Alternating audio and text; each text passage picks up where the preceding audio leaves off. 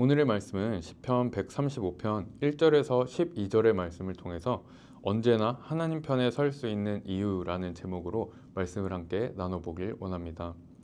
이번 주에는 에스더의 삶을 통한 교훈에 대해서 묵상하고 있는데, 오늘의 본문은 어려운 상황 속에서도 하나님을 의지하면서 죽으면 죽으리라 결단했던 에스더처럼 우리도 어렵고 앞이 보이지 않는 상황 가운데에서도 의지할 수 있고 소망이 되시는 그 하나님이 어떤 분이신지, 왜 우리가 그렇게 할 수 있는지에 대해서 말하고 있습니다. 오늘 이 부분에 대해서 함께 묵상해 보길 원합니다. 오늘의 본문은 감사 예배시로 여호와를 찬양하라로 시작해서 여호와를 찬양하라로 마무리가 되고 있는데, 중간 부분에는 그렇게 여호와를 찬양해야 하는 이유들을 하나씩 말하면서 여호와 하나님을 찬양할 것을 강조하고 있는 시입니다. 그럼 본문을 통해서 우리가 왜 하나님께 감사 찬양해야 하는지 그 이유들을 함께 살펴보겠습니다. 먼저 3절부터 여호와를 찬양해야 할 이유를 설명하고 있는데, 3절에서는 이런 하나님이시기 때문에 여호와 하나님을 찬양해야 된다고 말하고 있습니다. 그런 의미에서 3절을 보면 여호와는 선하시며 그의 이름이 아름다우니 찬양하라 라고 말하고 있습니다. 여기서 선하다고 하는 말은 이어서 뒷부분에 나오게 되는 하나님께서 행하셨던 일들을 통해서 자연스럽게 하나님께서는 선하신 분이라고 고백될 수밖에 없다는 것을 의미합니다. 또 이름이 아름다우니 그 이름을 찬양하라 라고 하는 것은 다른 번역본들을 보면 여호와는 상냥하신 분, 은혜를 베푸시기 때문에 라고도 번역되어 있는 것을 찾아볼 수 있습니다. 즉 3절에서는 선하신 하나님, 또 그 이름이 아름다우신 하나님이시기 때문에 하나님을 찬양해야 된다고 말하고 있는 것입니다. 이어서 4절부터 마지막까지는 마찬가지로 찬양의 이유에 대해서 설명하고 있는데, 이제부터는 구체적인 이유들을 말하고 있는 것을 볼 수 있습니다. 4절을 보면 자기를 위하여 야곱, 곧 이스라엘을 자기의 특별한 소유로 택하셨다라고 말씀합니다. 여기서 자기를 위하여라고 하는 말의 원어를 직역해서 이 문장을 보면 여호와께서는 그분의 특별한 보물인 이스라엘을 위해 야곱을 택하셨다라고 말하고 있습니다. 그런 의미에서 이 4절의 의미는 하나님의 무조건적인 은혜를 말하고 있는데, 우리를 특별하게 택하신 것은 우리가 잘나거나 어떤 이유가 있어서 우리를 택해 주신 것이 아니라 전적인 하나님의 은혜로 이스라엘을 택하셨다는 하나님의 무조건적인 그 은혜를 찬양의 이유로 설명하고 있는 것입니다. 이어서 5절에서는 위대하시고 모든 신들보다 뛰어나다고 말씀하면서 하나님의 절대적인 신성에 대해서 말하고 있고, 또 6절에서 12절까지는 모든 만물을 주관하시고 다스리시고 또 이스라엘을 구원하시는 분이시기 때문에 여호와 하나님을 찬양하라고 말하고 있습니다. 우선 여기까지 하나님의 선하심을 먼저 말하고 찬양의 근거들을 말하고 있는데, 여기서 우리가 알아야 되는 것은 하나님께서 먼저 우리에게 은혜를 주셨기 때문에 하나님을 찬양할 수 있는데, 감정적으로 찬양하는 것뿐만 아니라 일반적으로 모든 사람에게 주신 은혜와 또 특별하게 우리를 택하여 주셔서 구원해 주시고 인도하시는 그런 실제적인 은혜들의 근거에서 찬양해야 된다는 의미를 찾아볼 수 있습니다. 그러므로 하나님의 은혜의 감정적인 부분뿐만 아니라 실제적으로 이루어진 일들의 은혜 또한 생각하면서 하나님을 찬양할 수 있기를 원합니다.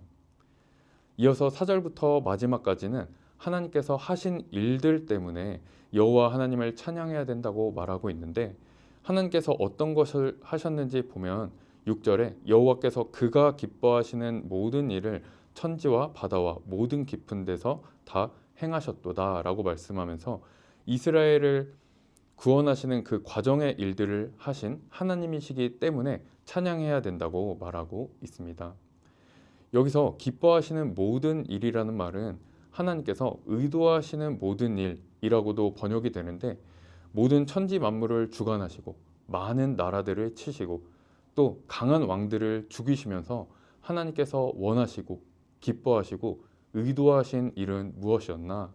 바로 12절에 자기 백성 이스라엘에게 그 땅을 기업으로 주시기 위해서 그런 일들을 하셨고, 그런 하나님이시기 때문에 찬양해야 한다고 설명하고 있는 것입니다.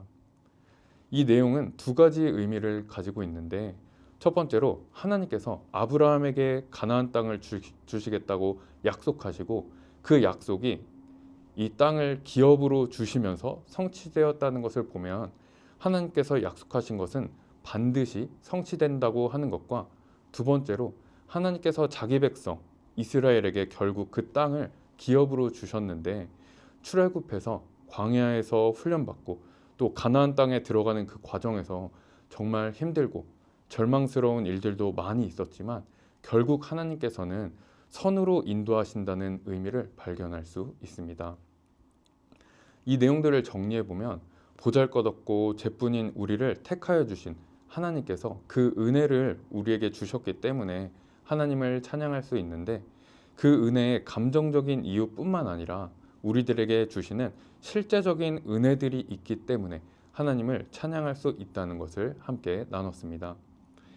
이어서 하나님께서 기뻐하시는 모든 일을 행하신 것을 보면서, 약속은 반드시 성취하신다는 것과 자기 백성, 곧 우리들을 결국에는 선으로 인도하시기 때문에 찬양해야 된다는 것을 함께 나눴습니다.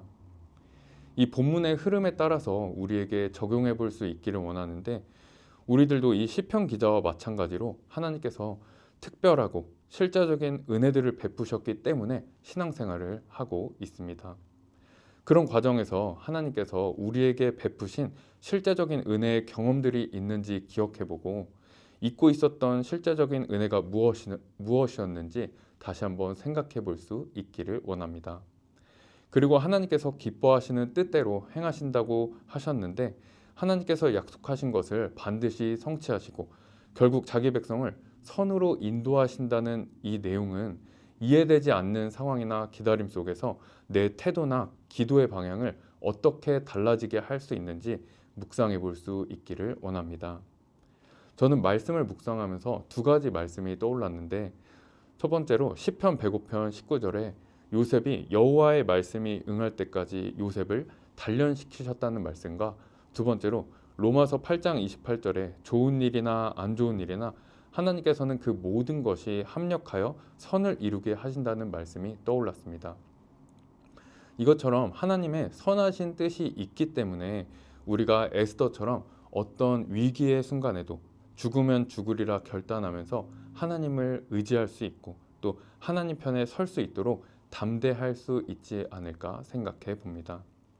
오늘 하루도 하나님께서 우리에게 베푸신 실제적인 은혜들을 기억해보고, 결국에 선을 이루어 주실 하나님을 소망하면서 하나님을 전적으로 신뢰하고 하나님 편에 서시는 은혜롭고 복된 그런 하루 보내시기를 바랍니다. 기도하겠습니다. 하나님 아버지, 감사합니다. 오늘 말씀을 통해서 하나님을 더욱 알게 하심에 감사합니다. 우리에게 베푸신 실제적인 은혜들을 기억하오니, 지금까지 인도하셨던 하나님께서 앞으로도 인도하여 주실 줄 믿고 하나님 편에 서서 하나님을 소망할 수 있는 우리 모두가 될 수 있도록 성령 하나님, 우리들의 심령을 붙잡아 주시옵소서.